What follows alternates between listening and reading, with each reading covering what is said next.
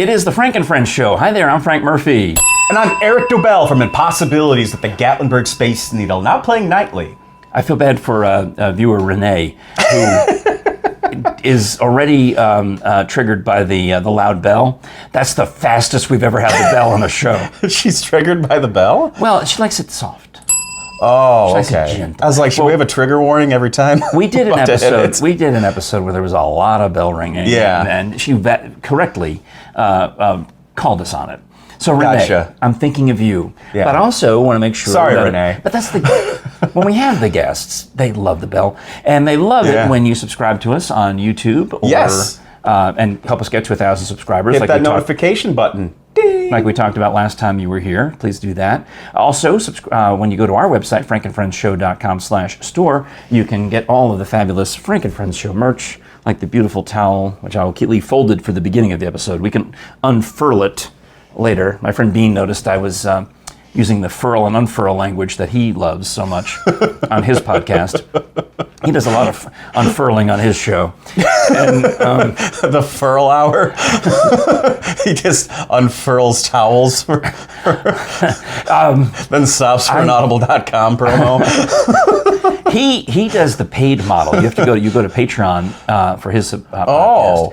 And so he does the unfurl towels on OnlyFans. If sometimes there's no towel involved. Hey, it's for stuff like I have a friend who follows somebody on that website because they make pizza. Patreon? No, OnlyFans. Oh. Yes, it's not just for the thing that we shall not name, because I'm guessing this is a family show. Yeah, but it's for everything. So, I follow Adam Ragusa on YouTube because he makes pizza, among other things. Yeah, she could probably just follow people on YouTube for free, but she follows this person on that site. Adam Ragusa, he became famous. He went viral on YouTube for his pizza video. Really? And he quit his job as a professor at whatever college it was in Macon, Georgia. He's now just a professional YouTuber. He moved to Knoxville. He lives in Knoxville now. Yeah. He's great, and he does an excellent job of making YouTube videos about his food. Yeah. So Adam Ragusa, I'll give him if you subscribe to him and then subscribe to us. Yeah. Because if I can have, he's got 2 million subscribers as of right now, I think. Oh, okay. So he's doing all right. He's doing great. No, he's doing the commercials for the beds that unfold automatically. The beds that come. He makes his money. Oh yeah. I interviewed him. Yeah. And his money's not so much from the YouTube. He doesn't really worry about that. His money comes from the actual commercials in his show for Squarespace and the beds and the whatever, the box of food and the diet programs and all the things. Yeah, all the stuff. So I'm wearing, I want to point out that I'm wearing another new shirt today. This is another Dead Man's shirt from Eddie Manis's this one dad's you can tell. estate sale. It was, like the others, starched to within an inch of its life. But I want to point out the shirt. In fact, you were laughing so much. We got the mic cord. Has got because you said since the last time we met, and I think it's been about 10 minutes. Yeah. And you gave me this shirt so that it would look like a different day. Yeah. the magic of television. Impossibilities. Yes. I mentalized you. Yes, because anybody that knows me knows that I would totally wear a fishing shirt under normal circumstances. The reason I picked it is because I was looking for some shirts that I can't fit in because I'm bigger than that. But I found that one and I thought, Erik Dobell is from Elmira, New York. Yes. Lake George is somewhere in New York. I don't know where, but it says on there Lake George, New York. Mm-hmm. And as a side note, that is the shirt that I was wearing when I was eaten by a giant catfish in the movie Fish Bait. Don't look it up. Oh.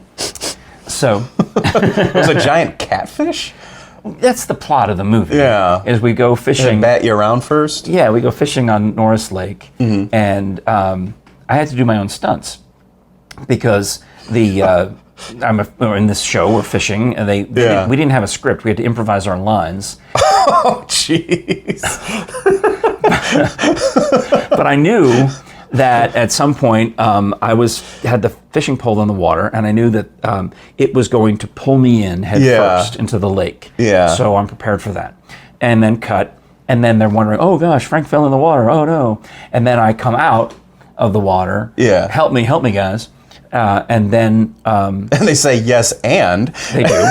and pull you But back in. at this point now, I have a rope around my waist. Yeah. And there's a crew who will, on the right cue, whatever it is, it's at a certain point. And in fact, I actually think they were going to do it a few seconds early to surprise me, so I would get Yeah. back. I didn't know exactly when it was going to happen, but they would pull the rope, which would cause me to submerge, and then also it would pull me 10 yards out of the shot. Oh, okay. Underwater in the dark at night. So Fun. and the reason I got this is, of the gang, I was the best swimmer of the gang, so I was the least afraid of being pulled underwater and dragged, because I'm like, it's fine, I can do that. Yeah. So that's the shirt I was wearing. Yeah. And Smells like Chuck Norris or whatever this lake was. I had to buy 2 of them, because then as soon as You we had to finished, buy your own shirt? Yeah. As soon as we finished, they dried me off, and I changed into the identical dry wardrobe, and we did it again. Now, I'm looking, though, and I see this button, on the other side, there's an enamel pin. Oh, yes, this button right here. I thought it was... What's one of my favorite buttons? My wife got me this as a gift a few years ago. It's Carl Sagan. See, I incorrectly guessed Ruth Bader Ginsburg. Yeah. What is he? Why is he wearing the Joker collar, or the Queen Elizabeth Oh, it's a collar? turtleneck. Because he always wore turtlenecks. Oh. Yes. I thought it was like the frilly Shakespeare. No, everybody, I remember when she gave it to me, I went, oh my God, it's Carl Sagan. You knew. I knew, and everybody else that looks at it goes, I've heard Ruth Bader Ginsburg. Ginsburg, looks like. I've heard Bones from Star Trek. Okay. I've heard What on Earth Is That Thing? So I guess it's not a flattering pin of Carl Sagan, but it's Carl Sagan, one of my favorite people. And what about the other side by the mic? This is, I want to say real quick too, this came with 2 pins. The other pin was a small replica of the gold record they shot into space. Oh, Yes. that's cool. Yes, a very cool little set. careful And of the this mic, is my pin for the International Brotherhood of Magicians, the IBM. Used to be the Wizarding, International Brotherhood of Magicians used to be the International Brotherhood of Wizards, but it wasn't. All these years, I thought IBM stood for something else. Yeah. No, I'm sorry, I screwed up my own joke. It used to be the International Brotherhood of Sorcerers, but IBS. they didn't like the initials. Yes. Well, I also thought IBS stood for something else. That's the first time I got to do that joke, and I completely butchered it. Well, we apologize. But this is the pin they sent you. If you're a member of the IBW, we apologize. Yes. Because we've just dragged you into this crappy joke. Irritable bowel wackiness. We just dragged you into this crappy joke. Oh. All right. We should just do that whole bit again. Let that one through. This is why I'm bad at improv. I'm going to take a sip of coffee. Hang on a second. I was going to say, did they hire... How is my coffee, by the way? You like it? It's good coffee. Okay, good. Yeah. He grinds it himself, by the way. No, Yeah. my sister sent me whole you bean. got the- My sister sent me whole bean coffee for Christmas. Yeah. And it's taken me. I still haven't gotten through the bag because I only will grind the beans when I have the time to clean the grinder, which is hardly ever. So I usually buy just the cheapo dark roast at Aldi, and I find it's better than the best coffee I've found. So Yeah, it's good coffee. don't get it, because I always buy the last few bags. They hardly have any when I go there. Yeah, well, so just please do not don't buy get it in the Knoxville area. Yeah, go somewhere else. Go back to Germany. Where Aldi is from. Yeah, Aldi's on every corner, I hear. Yeah. So what you were about to say.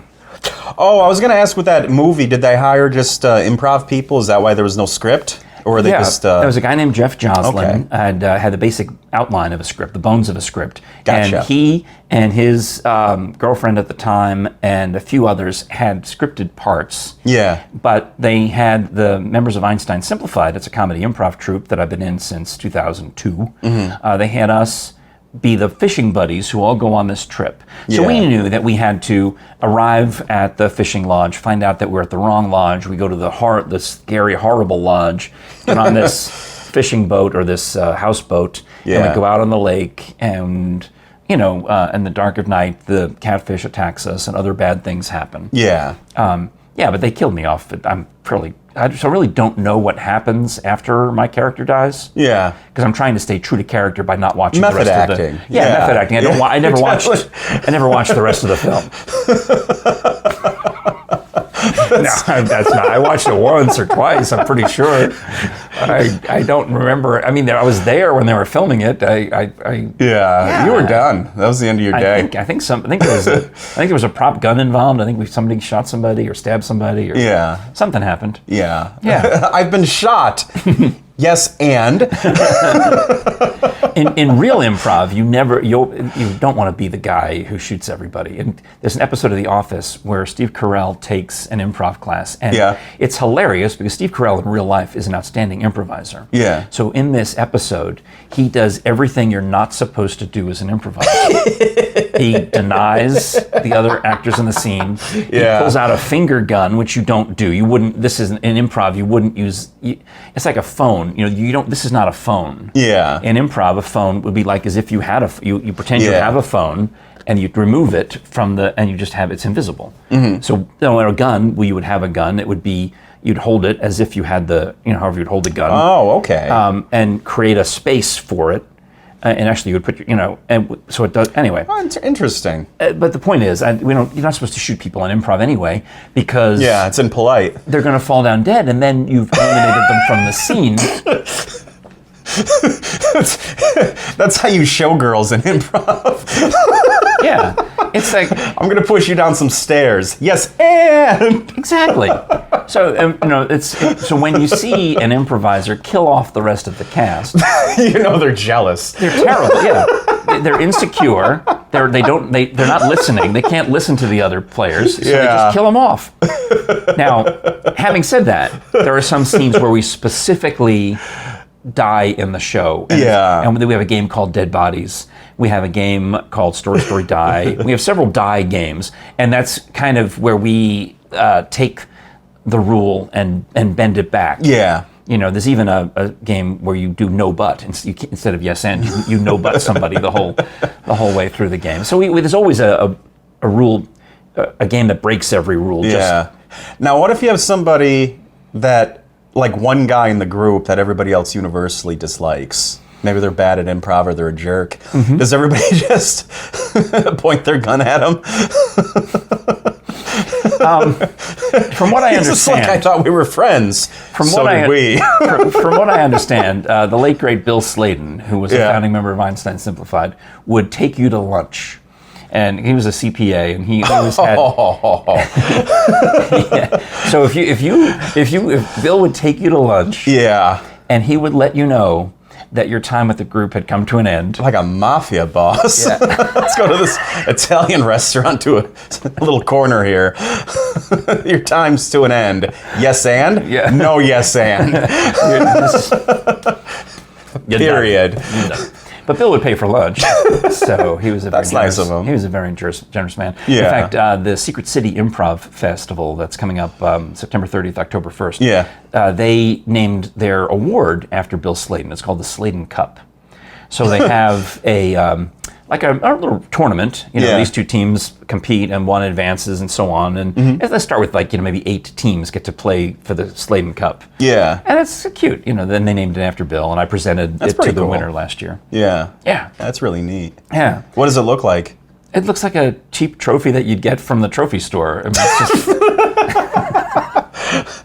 I mean, it's just it's a cup trophy. It's just a. I was thinking it was like a cup. You know what I mean? Oh well, Yeah, with his name taped on it. That would be fine. And wait. Oh my gosh, we need to look at the pictures from last year because I think the trophy wasn't ready, and I think we actually literally gave them like a paper cup. I think we did that. Yeah. Oh my gosh, I think the trophy hadn't arrived from the engravers, so we just gave them. Like an imitation, a bowl or some kind of, that's what it was. We found just a cheapo bowl. Yeah. And just gave them a bowl. When I graduated, they didn't have our diplomas. They gave us empty folders. Oh. Well, all of this, that's normal. That's normal. Is it? Oh, yeah. Because some people haven't paid their tuition. From high school? Yeah, or whatever it is, or they haven't completed all their requirements. Yeah. That's normal to get the empty folders at graduation, at college, high school, whatever. Even in kindergarten, my grandson Timmy was so irritated that they just gave him a blank folder for his graduation. I can't believe they do graduation for They do graduate for kindergarten, elementary school, middle school. It is a waste of time. I don't remember that as a kid, yeah. Because it's wrong. It's stupid. It's a waste of time. It really is. It's a waste of money. It's a waste of everything, except the parents. It gives the parents another, and the grandparents another thing that they have to go do. Yeah. There's enough. We used to go, you used to have to go to, whatever, the piano recital or the Christmas concert or all the things. And you're supposed to go to the soccer games. You're supposed to go to the Little League games. Yeah. There's enough of that. I'm so worried my kid's going to like sports. Because then I gotta not only go to the games, but I got to pretend I'm interested. That's going to be really hard. Well, I think you have some say in that. You could. Yeah. Well, I don't know. I don't want to discourage her if she wants to do certain things. So. Well, I AMC beauty pageants. A beauty pageant once a year, and I noticed that is the sport for those young women. Yeah. Although many of them also do dance or gymnastics or cheerleading or some other thing. Yeah. Because that's part of it. You have to be in good shape to be in a beauty pageant generally. Yeah. And then I also used to do a lot of ballet with the. I used to be a comedy character in the Oak Ridge Ballet, and those girls, that's their sport. Yeah. That's literally their sport. It's a very hard work for them, and they bust their tails trying to get those moves just so and be just perfect. I've seen Black Swan.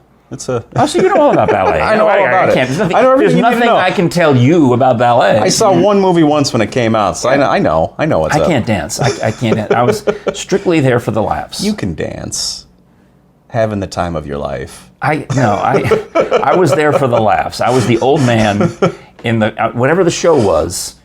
They need an old man in the show. Hey, you get Frank, you can do it.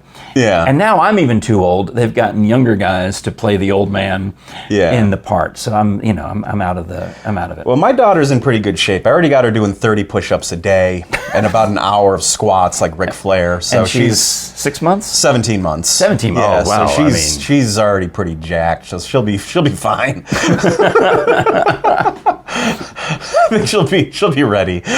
Now, so we've talked about the shirt. We've talked about Carl Sagan. Mm-hmm. He was the guy who used to say billions and billions, right? That's Carl Sagan. Yep, billions. Which I do that. Oh, you didn't see that in the show. I have the Impossibilities Magic Show. Different things that I do in the show depending on the size of the audience. But I actually have one of the tricks in the show. I say billions and billions. It's my own little. Oh, nice. Little way of thinking of him. Nice. Yeah. Well, I am involved with a famous scientist as well. You are? You were telling me about this a little bit earlier. Dr. Bill Bass. Yeah. Who is, if you're a Dr. Bill Bass groupie, you might wear the Dr. Bill Bass groupie hat. Or this is amazing. Look at this. I know. I'm trying to get the books out here is what I want to show. Oh, and it's a trucker hat. It's got the little net in the back. Yeah. He of course created the Body Farm at the University of Tennessee. So here's a Body Farm T-shirt, and it's got a list of his books on the back, and his autograph there on the state of Tennessee. And you go to bonezones.com. Don't forget the S. Bone Thief. Yeah. So are these books? The Bone Thief is one of my favorites. Science books or just books? What are these exactly? Well, that's a great question, Eric. I'm glad you're here. Thanks for coming in. Two of the books, Death's Acre and Beyond the Body Farm, are nonfiction books that talk about Dr. Bass. This one talks about really the origins of the Body Farm. Here he is. Here's the great Dr. Bass. And whose skull is that? Well, there's probably a number on there somewhere.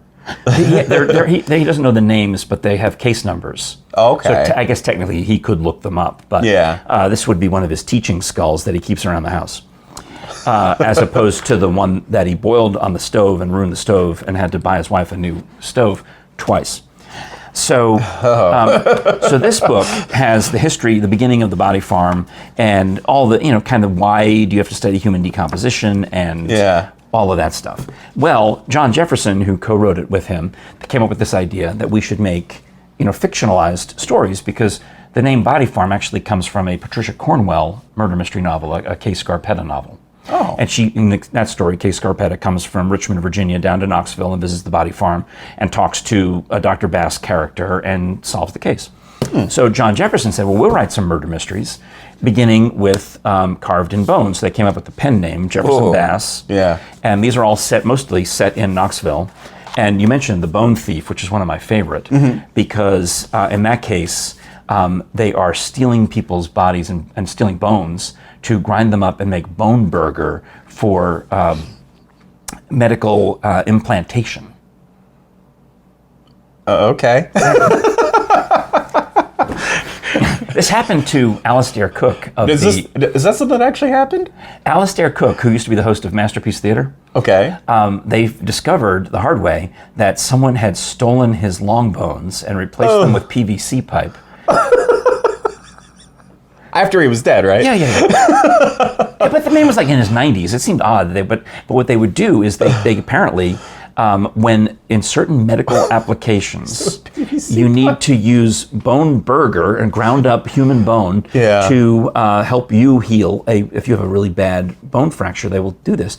Well, there was apparently, according to this book, The Bone Thief, a black market for illicit, illegal bone burger. You know, there's ways to get it legally and properly. I was trying to see which You can really use a piece of PVC pipe for anything, can't you? Well, because the guy, I mean, here's poor Alistair Cook laying in his coffin, and you see him laying there, poor old dead man, you know, and they're playing the Masterpiece Theater theme, I'm sure, and this is the one I wanted to show. For eternity. And he, but no one checks his pants.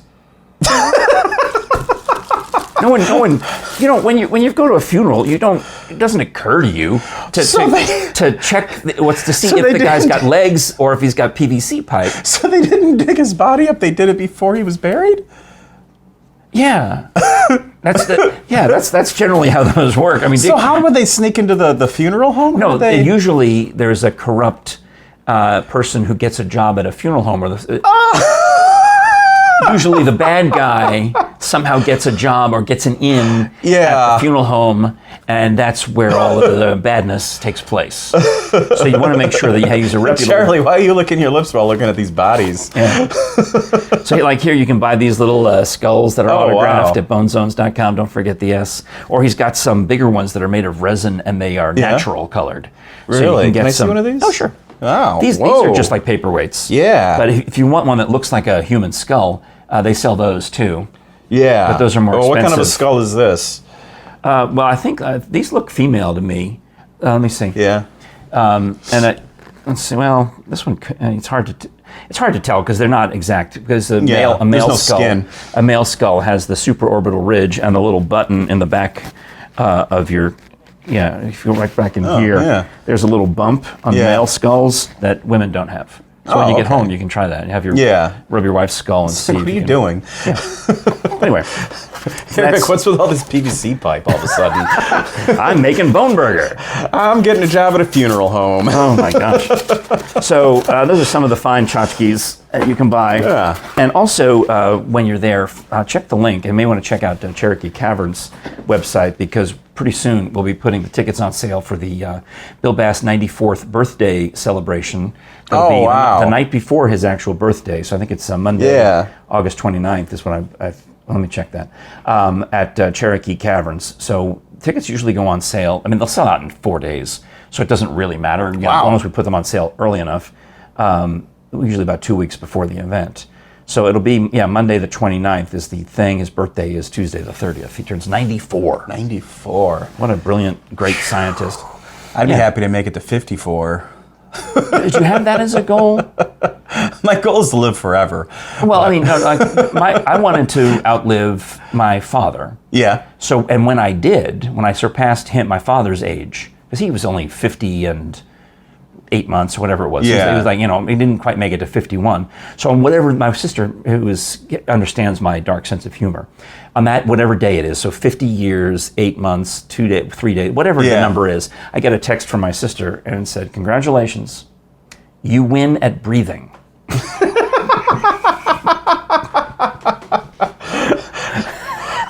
I was so happy. Yeah. It just made my day. So now my next goal is to outlive my dead father's father, who died at 62. So that's my next goal, is to make it past 62. And then if I do that, then my next goal will be to outlive my dead father's dead brother, who made it to 73. Okay. And then my mother's father made it to 77. Mm-hmm. So really, I'm kind of, just one step at a time. Yeah. If I can make it to, my mom was almost 85. She was, good round You can off. beat that. She was practically 85. Yeah. So I think that's my goal. I guess, one step at a time. Got it. one day at a time. So you're going to donate your body? No. I'm not. I mean, I am interested in the topic, and I'm glad that other people donate their body. But I'm personally not into that. My wife said, well, she doesn't care if I cremate her or bury her or anything. And I said, well, I don't want to be cremated because I want to be exhumable in case. I was just thinking they could replace your whole body with PVC pipe. You'd be like one of those puppets. Oh, that's interesting. Like a marionette, a human marionette. Yeah. A meat puppet. Oh, I'm still here. Subscribe on YouTube. I'm not leaving until I get to 1,000 subscribers. That'd be a good gag to pull at the funeral. Just pull you out of the casket. Yeah. Actually, you could just run some water through the PVC pipe and get, make it. Just for the sound effects of it. Oh my goodness! Kind of oh my goodness! Yeah. I got PVC pipe out of the pool equipment. That needs to be replaced. Just some of that. Yeah, whatever. That's fantastic. Doesn't matter where it comes from. That's fantastic. Tell me a little more about anything else about you, because we've already filled up, most of this episode. Yeah, well, what do you want to know? Well, Elmira, New York is not really upstate New York. It's like Western New York. Yeah, well, we say upstate because everything but the city's upstate. Right, now that's where I'm from. For some reason. My parents are from the Bronx, and I grew up in Yonkers. So real New York. Yeah, of course. Yeah, I grew up in Elmira, New York. I moved away in my early 20s, lived in Ohio for a little bit. Then North Carolina, that's where I met my wife. Mm-hmm. And then we ended up here in Tennessee because of the show. Nice. And then also kind of sort of lived in Korea for probably about a year, South Korea, of Where course. You mistook her for another woman. Yes, momentarily. Uh-huh. Good, okay. Yeah, so that's basically, those are the places that I'm from. But you're doing well in Tennessee. I'm doing very well. You're well loved in the Gatlinburg. I should have moved here years ago. Yes. Yeah. You're well loved in the Gatlinburg community. It seems that way. Yeah. I mean, if I'm not, they're really good at pretending. Or you're really good at mentalizing them. Yeah. Can you do that? Can you do some kind of like get people to like me? I don't know. Most people hate me when they meet me. I meant to ask you on Tuesday's show the difference between illusionist, mentalist, magician, prestidigitator, yes, the prestige, Yeah, so a mentalist is mentalism is a branch of magic. Yeah. But instead of making a coin vanish or levitating a woman, they read minds, they do psychokinesis predictions. They do things normally associated with psychic powers. Right. A magician does magic. They might do mentalism also, but they do card tricks and illusions and things like that. I saw one on Facebook the other day that Robert Kalina had posted. It was a tiger appearance. And that was like a big stage magic trick. There's this empty cage, and they put a flag in front of it, and then they drop the flag, and there's a live tiger in the thing. And I'm like, that's to me, that's what we're talking about. That's illusionist. That's illusionist. That's the big stuff. Yeah, that's what an illusionist would be. Oh, wow. Yeah. Wow. Or magicians that want to sound important will call themselves illusionists. Illusionist. They'll say that because I don't like the term magician. It's like, well, that's what you are. Wrong with the term magician. Yeah, no, some magicians get a little weird about it. Yeah, they think it's beneath them. It's strange. Yeah. Well, what's what we call you? I mean, you can tell. When we go to see a magic show, we want to see a magic show. I've been called worse. Yeah. Hello. I've been called a mime. That's. Oh, sorry, mimes. Yeah. Sorry. The good thing about them, no matter what we say, they're not going to talk back. Yeah. So I played a mime once, actually. Yeah? Yeah, years ago when I was in... there's no story to it, except that the guy that I did the miming with had a sports car, and he was really, really... what's the word I'm looking for? Aggressively careful about me getting white paint on his seats. Oh. It's just like, well, I could have drove. Yeah. I mean, you could have smeared your face on my seats. I don't care. Well, all right. So miming is, I didn't think about it with the makeup. Miming's pretty amazing. But the actual, pantomime is very difficult. We try to do it in improv because there's, you're on the on the whim of the audience, you're supposed to be on some new location with some new objects, and you're supposed to have imaginary props that you have to mime. And some of the games, it's literally charades. I mean, you're just miming things, and the other person is guessing what you're doing. Yeah. And it's difficult. I mean, I mentioned before that you don't. Your phone has to have all the objects that you have. It's supposed to be as if they just disappeared.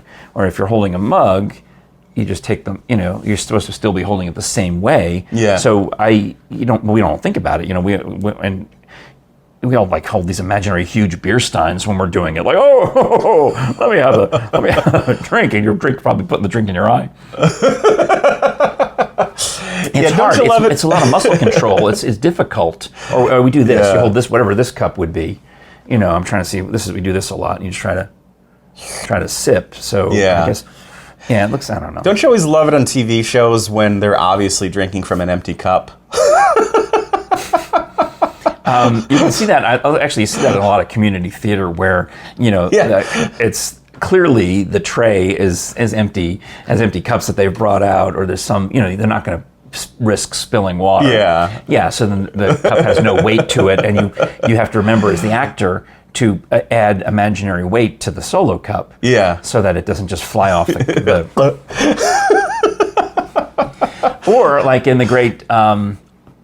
Police Squad, where in fact I was pouring a coffee before the episode. You wondered because we're method actors, so we're actually drinking out of the cups. You wondered if I was just going to keep pouring coffee. Yeah, which was one of the best sight gags ever on the show Police Squad. You can look this up on YouTube. At the end of every episode, they would do a freeze, and like on many other cop shows of the 70s, they were spoofing this in the 80s, these 70s cop shows. So there'd be a freeze, but normally on the 70s show, they would literally just freeze the film, and everyone would be laughing and going, we solved the case. So on Police Squad, they would do something similar, except it was the actors freezing. So in one case, Leslie Nielsen is pouring the coffee into the other guy's cup, and everyone's frozen, and the coffee just keeps pouring and coming out, overflowing the cup, and it's obvious that it's burning the guy's hand, and he's grimacing. In another scene, the actors who play the criminals look around and realize that they can just escape. It's just, there's a montage on YouTube of just all of those cold closes or freeze scenes on Police Squad, one after the other. Love it. But and the theme music, I love theme music. That's a song I could listen to recreationally. Is the theme from Police Squad.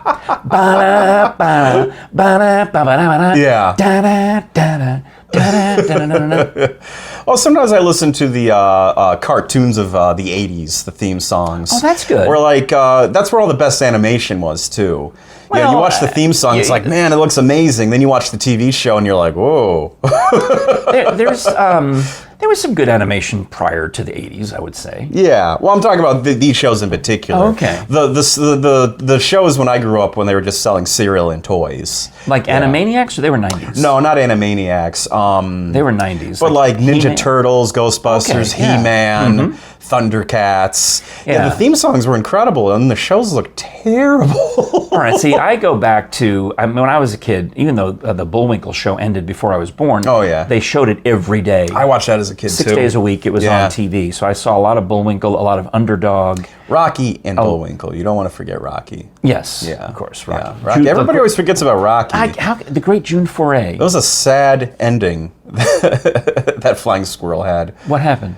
Oh, he just after Rocky and Bullwinkle ended, Bullwinkle was able to keep getting work. He was in a lot of different movies, and the Squirrel, I mean, he did some background parts. He had a couple radio gigs and stuff, but and then eventually he had a drinking problem and a couple of failed marriages. It just didn't work out very well for him. Rocky J. Squirrel. Rocky, Did not go well. Yeah, I visited his grave. And when I was in Hollywood, you can go see, it's really small. Of course it is. There used to be a Bullwinkle statue. On Sunset Boulevard. Oh, well, that's exactly, where's the Rocky? That's what I was saying. Like, he was a big part of that comedy team, but he always seems to get swept under the rug. I went to I went to the Hollywood Walk of Fame ceremony for June Foray, the voice of Rocky. She was a doll. What a lovely lady she was. She was Cindy Lou Who. She was, she was one of the most amazing voice actresses in the history of animation. Yeah, what are you talking about, voice acting? Okay, all right. Erik Dobell is trying to mentalize me. All I'm saying is we should dig up Rocky's grave and make sure he's not made of PVC pipe. Tiny little PVC pipe. And a little hand fan for his tail.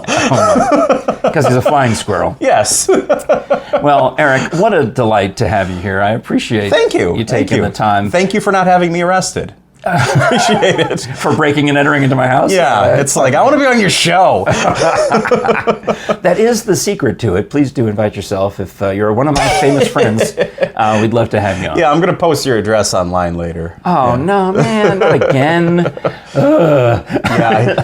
Yeah, he keeps the window over here unlocked. You can just crawl right in. That's how it works. Yeah. That's how I want to be on the show. We keep the set, the lights and camera on at all times. So you just, come on in, it's time for a show. You're going to get people from the Flat Earth Society coming in. Like, finally, a platform. I did play a crazy guy like that in a series of videos for Moon Pie. Really? Yeah, they hired me to play a character. Moon Pie the cookie? You've heard of it? Is that what you're talking about? Yeah, it's got chocolate and then like a cookie and then marshmallow. No, of course I've heard it. My wife loves those things. Yeah. Well, plus I live in Gatlinburg. They have Moon Pie Moonshine. Yeah, it's good. I've had some. It's actually I had the Moon Pie salted caramel whiskey. Yeah. I bought some of that. And I drank the whole bottle eventually. Yeah. It took months, but I did. It was delicious. It sure took months, like how it was 10 days between shows here. It took a day. It counts as if I drank... Just because you kept changing your shirt. That's a different day. If you change your shirt, it's a different day. So that's how it works. But yeah, they needed somebody to be like that conspiracy theorist, late night radio host guy. Yeah. So typecasting, I guess they wanted to rate. Yeah. What was that show? Coast to Coast. Yeah, Art Bell. He's dead, but whoever the next guy is, George something. Yeah. But anyway, so I was that crazy character, Chandler Scooch, and I was furious that Moon Pie, the company, was planning to send actual moon pies to the moon when the next moon mission occurs.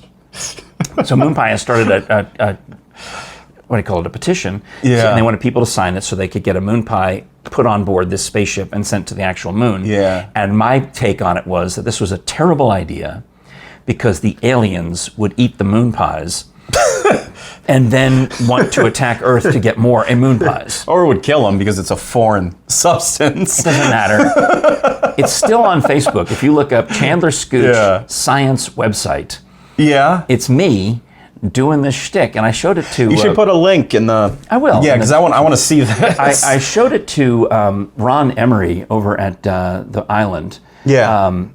And let's see, Chandler Scooch. Let me find that. But I showed it to Ron Emery over at the Island, and he thought it was hilarious, and he wanted to know if I could get Moon Pie to give him copies of the videos, so he could play it on a loop in his store where he sells the moon pies. You see, there's the Chandler Scooch Science website. That's me. Oh, you made a Facebook page for this guy? I didn't. The advertising agency for Moon Pie did. Oh, that's great. So we did these bits called Snacks of Earth. So you got a bunch of these then? Yeah. Okay. They wrote 2 and I wrote 1. Yeah. And make sure you check this out by clicking the link in the description below. And while you're clicking the link in the description below, you can also buy our Frank and Friends show merchandise at frankandfriendshow.com/store. We got the towels. We got buy a freeze-dried turtle. Oh no, you can't. Not Mo. Yeah. No Mo. No Mo. I mean Yomo. This is my Mo. Yeah. My Mo stays here. I'm not selling. I know Mo. we keep talking about bodies in this episode, but when I saw that, I realized what I want done to me, and that's I want to be freeze-dried like that turtle with fake eyes. With fake eyes. Yeah. Well, Mo, he's very lightweight, you see, because he's actually. I mean. See, if you look closely, you can see that he. Oh boy! Yeah, he was just dead, and they just froze him up and posed him for me, and that was Al Holmes Taxidermy. No, what was his name? It was Al Holmes Taxidermy in Wetumpka, Alabama. So you can't buy Mo?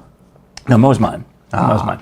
But you can buy our merch, and of course, you can support us by liking, sharing, listening, subscribing, and smashing that button for notifications on YouTube or listening on any of the audio podcast apps.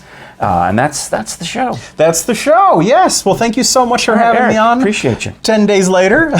Well, this is 2 days later, is the way it works out. You were here 2 days ago. Oh, 2 days ago. Which was 10 days after we filmed. No, today is 10 days after we filmed this. Yes. Yesterday, 2 days ago was 1 week after we filmed it. Yes, and. Right. We'll put that. You can contact me. In fact, just PayPal us money. Send it to send your PayPals to frankandfriendshow@gmail.com, and I will explain it all. Yes. How it all works, the magic behind it all. I'll tell you how the tricks are done. And he'll also explain to you his flat Earth theories. Which is simple. Which is strangely enough that the Earth is actually on Mo the Tortoise. Mo the tortoise. You know, it's actually balanced on the. Oh my God! Oh, you finally got that poop out of him. Oh, good. That's what that was. Okay. 17 years. I guess I startled him when I picked him up. 17 years that's been waiting to fall out. But no one's been manhandling Mo until today. Tortoise handling. Turtles can swim. Tortoises cannot. Oh, is that the difference? Turtles can also ninja fight. Tortoises are land animals. Okay. Now there are also kinds of turtles. You know, they're all turtles. Yeah. But tortoises specifically are land. Whereas turtles can jump in the water and swim around. You throw poor old Mo or a box turtle in the water, they're going to drown. Oh. Yeah. Yeah, don't do that. Don't do it. Yeah, don't do So that. anyway, all right, that's it. We got to go. This is the Frank and Friends Show. I'm Frank Murphy. I'm thinking of all those tortoises that I thought were turtles I thought I saved. Yeah, also, I'm Erik Dobell from Impossibilities at the Gatlinburg Space Needle. Thanks so much for watching. We'll talk to you again next time. I think the next show might be when the kids with the cats makeup come in. So we'll have to see how that. I'm Like you know the theater show Cats. You know where it's like I know Cats. Yeah, there's this girl who wants to come in and put cat makeup on me. And dress out like a character from Cats. Yeah, I think that's the next show. That's gonna be really I think that's the next one. I'm not positive. It's either that or my friend Abby's coming. So she's pretty.